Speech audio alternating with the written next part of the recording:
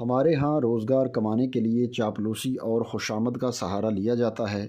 پڑھے لکھے نوجوانوں میں بھی یہ سوچ رائج ہے کہ اگر مالک یا افسر کی خوشامد کریں گے اور اسے خوش رکھیں گے تو روزگار کی پریشانی نہیں ہوگی۔ ہم کسی ایک انسان پر انحصار کرنے لگتے ہیں۔ ہمیں لگتا ہے کہ باس یا مالک خوش ہوگا تو رزق میں اضافہ ہوگا، بونس ملے گا یا کم از کم ملازمت برقرار رہے گی۔ ہم بھول جاتے ہیں کہ رازق خدا ہے اور رزق کا وعدہ اللہ تعالیٰ کا ہے۔ روزگار کے معاملے میں ہمارے کیریئر کے آغاز سے ہی زوال کا سفر شروع ہو جاتا ہے۔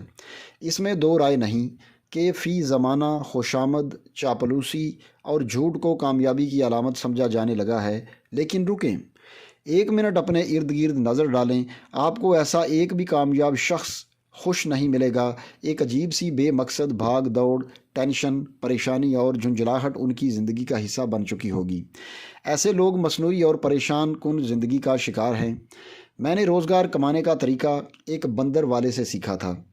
یہ میرے کیریئر کا آغاز تھا۔ میں بھی ہر مڈل کلاس نوجوان کی طرح بڑے خواب اور محدود وسائل کا شکار تھا۔ اس روز فٹ پاتھ پر مجھے وہ بندر نچانے والا نظر آیا۔ اس نے بندر کا بچہ گود میں اٹھا رکھا تھا۔ میں کچھ دیر اسے دیکھتا رہا اور پھر اچانک میرے ذہن میں بجلی سی کوندی۔ بندر نچانے والے اس مداری نے مجھے کہا، کیا یہ جاننے سے پہلے ایک اور راز جان لیں۔ مرد کی زندگی میں دو لمحے ایسے آتے ہیں جب اس پر رزق اور قسمت کا در کھلتا ہے، ایک نکاح اور دوسرا اولاد کی پیدائش۔ اس کا فارمولہ مختصر سا ہے۔ نکاح کے ساتھ ہی آپ کی زندگی کا رخ بدلتا ہے۔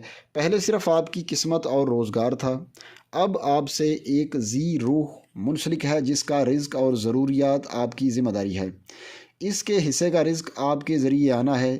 جب آپ کسی کے رزق کا وسیلہ بنتے ہیں تو خدا آپ کے رزق کی ترسیل میں رکاوٹ دور کر دیتا ہے۔ یہی صورتحال اولاد کی ہے۔ بچہ اس قابل نہیں ہوتا کہ وہ خود کما کھا سکے، اس کا انحصار آپ پر ہے۔ خدا کسی بات پر آپ سے ناراض ہو سکتا ہے، لیکن وہ اس بچے سے ناراض نہیں جس نے آپ کے یہاں جنم لیا ہے۔ وہ اس بچے کو ہر صورت رزق پہنچائے گا۔ یہ رزق آپ کے ذریعے آنا ہے تو یقیناً آپ اپنا حصہ اٹھا کر آگے دیں گے، اس لیے آپ کا رزق کشادہ ہو جاتا ہے۔ مجھے اس روز مداری نے کہا تھا، سائیں، خدا جانور کو بھوکا نہیں رکھتا، اسے تو رزق ملنا ہی ہے۔ اب یہ میرا پابند ہے تو اس کی وجہ سے مجھے بھی رزق مل جاتا ہے۔ میں اس ان پڑھ مداری کی بات سن کر چونک اٹھا تھا۔ اس روز مجھے معلوم ہوا، رزق میں تنگی ہو تو کسی اور کے رزق کی ذمہ داری اٹھا لیں، کسی غریب کے گھر راشن بھیجنا شروع کر دیں، کوئی جانور پال لیں اور اس کی اچھی دیکھ بھال شروع کر دیں، چھت پر پرندوں کو مسلسل بلا ناغہ باجرہ ڈالنے لگ جائیں، کسی بیوہ یا غریب کے بچے کی اسکول فیس کی ذمہ داری اٹھا لیں۔